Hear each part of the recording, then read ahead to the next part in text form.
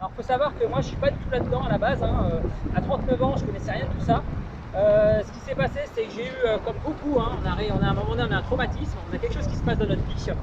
Et du coup, ce qui s'est passé en fait, c'est que j'ai fait plein de rencontres assez spéciales, bizarres pour moi, paranormales même je dirais, parce que voilà, j'ai fait des rencontres de flammes jumelles, j'ai fait des expériences métaphysiques, et pour moi c'était dingue, je pouvais en parler à personne, voilà.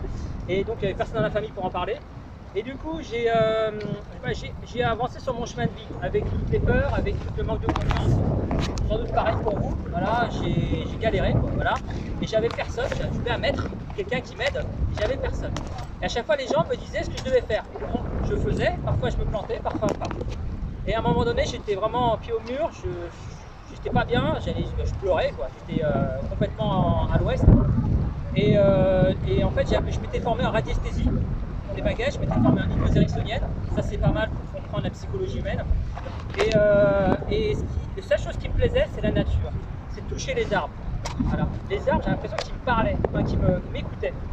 Et à un moment donné, j'ai mixé la radiesthésie avec la nature. Parce que je trouvais ça génial de pouvoir savoir où c'est qu'il y a l'esprit de la nature, par exemple. Là, j'y vais. Là, je sais qu'il y en a un ici. Voilà. Il y a un esprit de la nature qui est là.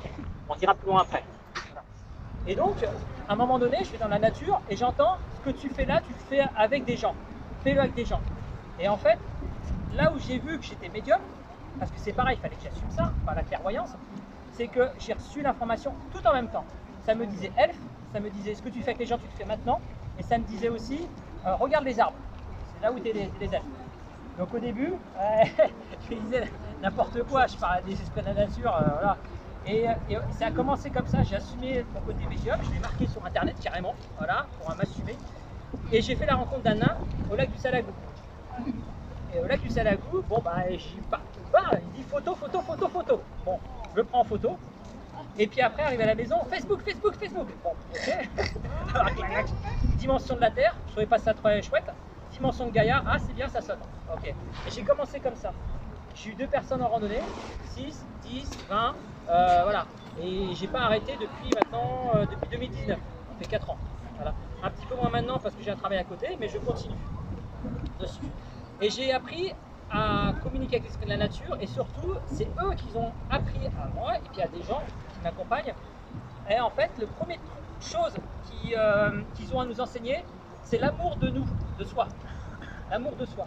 C'est vraiment de nous aimer. Parce qu'ils nous regardent avec des yeux, mais vous êtes malheureux, pourtant vous êtes humain, vous avez de la chance. En fait, ils sont à l'effet inverse de nous. Nous, on les royalise, on les, comment dire, idéalise, alors que eux, c'est eux qui nous idéalisent. C'est ça qui est fou, en fait. Et à un moment donné, il fallait bien que j'explique ça à des gens, facilement. Comme je suis assez cartésien, il fallait que je fasse des choses simples pour expliquer à des personnes qui ne la connaissaient pas. Et en fait, j'ai compris une chose, c'est que tout ce que vous avez dans le céleste, en fait, ce sont ce qu'on appelle les archanges, les anges, etc. C'est notre savoir à nous, ce qu'on est. Voilà. Et j'ai compris, en fait, qu'ils ne pouvaient pas nous influencer. Ils n'en avaient pas le droit. Voilà. Ils doivent nous laisser vivre. Et là, je leur ai dit, ok, vous êtes gentils, mais on est en train de prier là, ici en bas, il n'y a rien qui tombe, on est toujours dans la même mouise, la vie est dure, la famille, le boulot, parfois c'est compliqué, quoi, la santé. Et moi, je veux du concret, quoi. Parce que moi, quand je fais mes sorties, il faut que ça soit concret pour les gens. Et du coup, ils m'ont dit, justement, les esprits de la nature sont là pour ça. Dans les esprits de la nature, on est dans le faire, on fait. Là-haut, on est, ici, on fait. Voilà. Et c'est pour ça que je vais vous poser une question. Est-ce que vous savez l'esprit de la nature le plus puissant? Vous le connaissez? Enfin, le plus. Qui a plus d'impact sur nous. Le non, l'esprit de la nature. Voilà.